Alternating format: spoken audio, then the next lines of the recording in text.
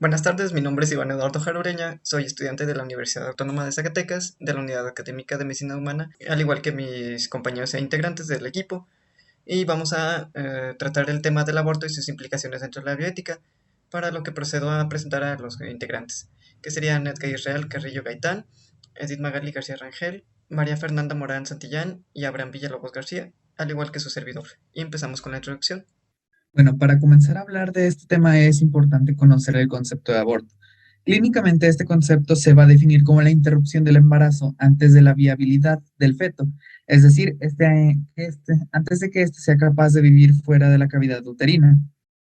Esta práctica del aborto era conocida desde hace muchos siglos antes, en los pueblos primitivos donde dominaba el patriarcado absoluto y el jefe de familia podría decidir entre vender, matar a sus hijos. En este caso, pues en esta época la mujer no tenía derecho a opinión, entonces era el padre de familia quien tomaba la decisión de si continuar el embarazo a término o terminarlo. Actualmente el debate sobre el aborto en el ámbito de la bioética se encuentra empatado entre dos puntos de vista. Uno que nos dice que adjudican al cigoto un supuesto derecho absoluto a la vida desde la concepción hasta la muerte natural, mientras que el otro lado argumenta que la decisión cae en la mujer. La mujer tiene un supuesto derecho absoluto a este tema, por sus implicaciones físicas, morales y religiosas, ha sido uno de los temas más polémicos a lo largo de la historia. Y como se menciona, pues esto por los factores médicos, económicos, sociales o psicológicos. Dentro de esto, pues muchas mujeres han recurrido o pensado recurrir a esta práctica para poner fin a un estado que se sienten incapaces de sobrellevar dadas sus circunstancias, además de las repercusiones que va a tener dentro de su cuerpo el aborto. Ahora sí pasamos a hablar un poco más en general del tema. En el objetivo tenemos reunir la información considerada como más importante y brindar la misma a los lectores o escuchas para darles la posibilidad de formar un criterio propio basado en los hechos. Además del debatir la cuestión moral del aborto, se busca informar sobre las implicaciones médicas del mismo. Dentro de los materiales y métodos, pues la información recabada para esta información fue obtenida mediante el uso de diversas herramientas como lo son el Internet y equipos de cómputo propios de cada integrante. Fue tomada de diversas fuentes y portales de Internet como son revistas médicas como el Sevier, la revista médica de bioética y derecho, la revista del Hospital Materno Infantil Ramón Sardá, la revista de ciencias médicas de Pinar del Río, la revista de ciencias médicas ARS Médica y diversos portales de legislaciones federales del país de México. Para ello se tomaron en cuenta diversos criterios, entre estos pues el año de publicación, la relevancia, la autoría y la exactitud de las fuentes consultadas, así como su localización geográfica. La definición como tal del aborto que se tiene es la interrupción del embarazo antes de la viabilidad fetal, y esta se considera con una edad gestacional de 22 semanas o menos, además de un peso fetal de 500 gramos según la OMS y una longitud cefalonalgas de 25 centímetros.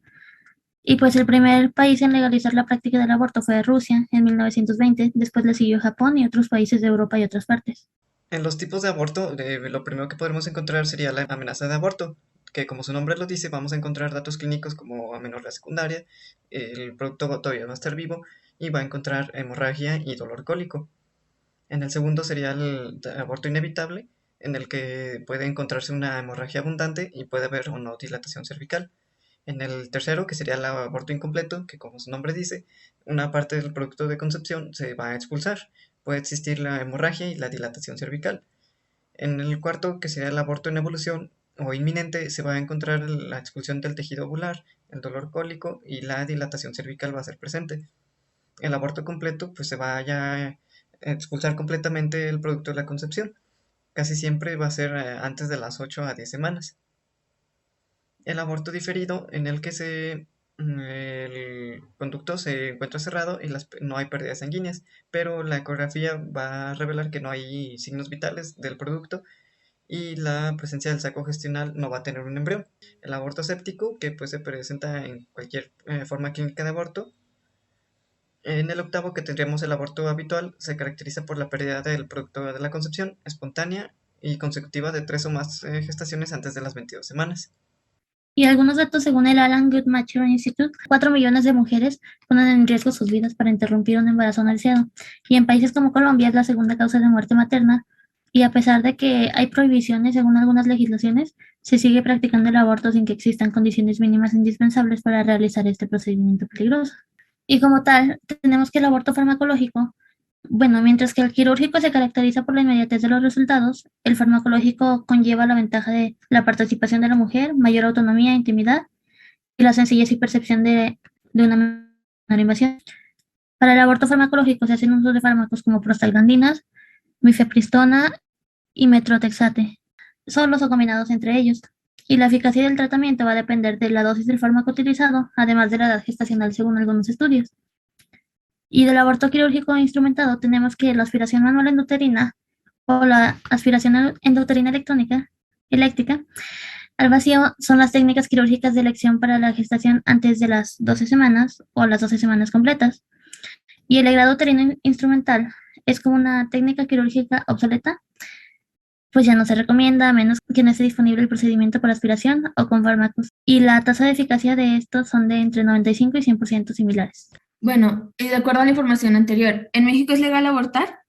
En México, cada estado puede definir si considera el aborto un delito y en qué casos lo permite. A mayo del 2022, los estados que permiten el aborto legal son la Ciudad de México, Hidalgo, Veracruz, Oaxaca, Baja California y Colima. De acuerdo a diversas posturas encontradas en nuestra investigación, nos mencionan que la legalización del aborto reduce la mortalidad materna.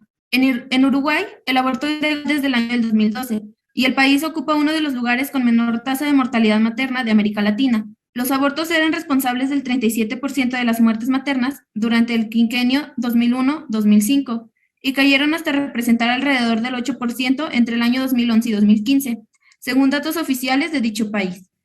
Además, mencionan que si se legaliza habrá más abortos. En el caso anterior, se mostró un aumento en la cantidad de abortos en los primeros años de la legalización, en línea con lo que ocurrió en otros países que luego se desaceleró. El aumento luego de la legalización entre el año 2003 y 2014 fue de la 19%. Al año siguiente fue de un 9.6%, luego de un 3.8% y entre el año 2006 y 2017 fue del 1.4%. De todas maneras, esto muestra un aumento una vez legalizado, lo cual no implica que se trate de cifras mayores a cuanto la práctica era clandestina. Se vulnera el derecho a la vida sobre la concepción. Vida, en el sentido biológico, hay la fecundación, es su inicio. ¿Es inicio vital o esa vida iniciada es una persona? Esta es la pregunta, en tanto que la Iglesia quiere decir con su defensa de la vida que existe una persona humana desde el momento mismo de la concepción. Y la respuesta es no. Un embrión no es un individuo o persona. Un embrión es el principio no desarrollado de algo. Que represente vida no significa que sea en sí y por sí mismo un ser humano. Una vida humana como equivalente de persona. Vida y ser humano, persona y vida biológica no son lo mismo, y no hay que olvidarlo. Si lo fueran, también un árbol sería un humano. El aborto es una operación tan sencilla como extraerse una muela o las amígdalas. Casi no tiene efectos colaterales. La verdad de este comentario es que las cifras desmienten hasta esta afirmación. Después de un aborto legal, aumenta la esterilidad en un 10%, los abortos espontáneos también en un 10%, y los problemas emocionales suben del 9 hasta el 59%. Además, hay complicaciones si los embarazos son consecutivos y la mujer tiene el factor RH negativo. El aborto es siempre un crimen y por lo tanto no puede ser legal. La alta jerarquía católica señala que la vida humana es sagrada desde la fecundación del óvulo por el espermatozoide, por lo que el ser humano no puede intervenir para interrumpirla, pues ello significaría ir contra la voluntad de Dios. Sin embargo, en las leyes mexicanas el aborto está considerado como solo delito, y dentro de la categoría delito se encuentran un conjunto de comportamientos muy diversos, entre ellos desde el robo menor hasta el asesinato propiamente dicho. Por problemas en la relación.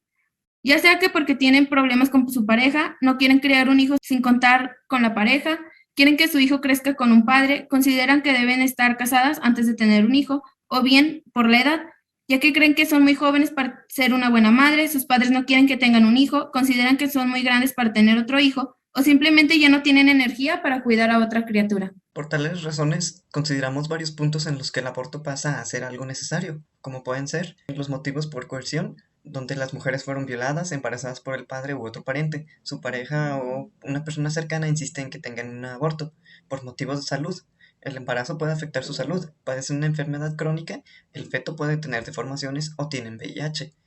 Por condiciones económicas, donde no pueden mantener a una persona o no están preparadas para traer y darle una vida digna a su hijo. O con la última que tendríamos, que sería para evitar la maternidad, porque ya tienen todos los hijos que quieren o no quieren tener hijos, fallando su método anticonceptivo, respetando la autonomía de cada persona para decidir sobre su propio cuerpo. Como conclusión, tenemos que desde la perspectiva bioética aquí asumida, no se justifica la prohibición del aborto en aras de adjudicar una supuesta personalidad al cigoto. La prohibición resulta ineficiente y es además contraproducente. No logra disuadir a las mujeres que deciden abortar y en cambio las orilla a hacerlo en situaciones de riesgo. Los más de 40 millones de abortos que se realizan año con año en todo el mundo son resultado de embarazos que no fueron planeados ni deseados. El gran reto para la bioética es contribuir al diseño de medidas viables en los ámbitos de educación, salud y el derecho que contribuyan a la prevención de este tipo de embarazos.